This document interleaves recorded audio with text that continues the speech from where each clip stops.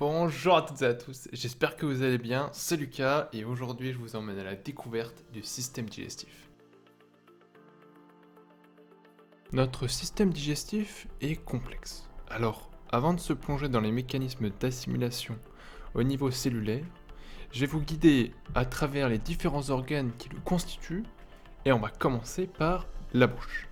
La bouche, c'est le lieu de la mastication. Le mélange des aliments et la réduction en petits morceaux débute ici. Les glandes salivaires viennent ajouter la salive, permettant entre autres d'humidifier les aliments et d'amener des amylases, enzymes capables de dégrader l'amidon en glucose. La langue aide au mélange des aliments en les déplaçant dans la bouche.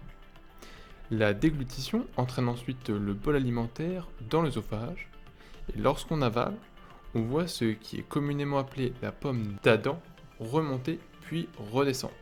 Cela correspond au réflexe de protection des voies respiratoires qui consiste en la fermeture du pharynx pour éviter que le bol alimentaire ne passe dans la trachée. Après un trajet d'une quarantaine de centimètres dans l'œsophage et être passé par un petit trou au niveau du diaphragme, le bolus arrive dans l'estomac. C'est un organe creux en forme de sac et entouré d'épaisses couches de muscles. À l'intérieur, le pH est de 2, ce qui est très acide.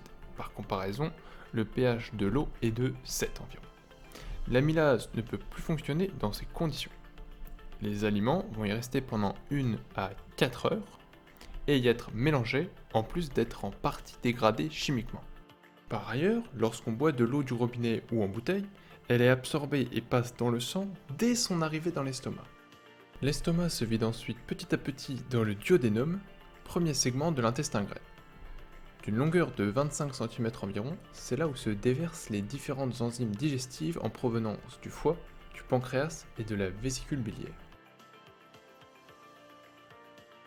Le chyme, qui est le bol alimentaire après passage dans l'estomac, est ensuite propulsé dans les segments suivants de l'intestin grêle par des contractions rythmiques de ce dernier.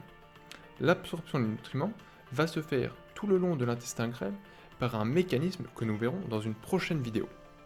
Chaque segment a sa spécificité d'absorption, c'est-à-dire que les glucides, les lipides, les acides aminés, les vitamines ou encore les minéraux ne sont pas tous absorbés au même moment et au même endroit.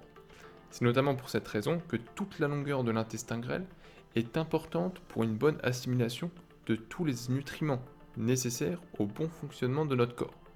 Ceux qui se sont vus retirer une partie du leur pourront en témoigner. Au bout de l'intestin grêle, le chyme passe ensuite dans le gros intestin. La flore intestinale présente dans cette partie du tube digestif aide à terminer la digestion et à l'assimilation des dernières traces d'eau.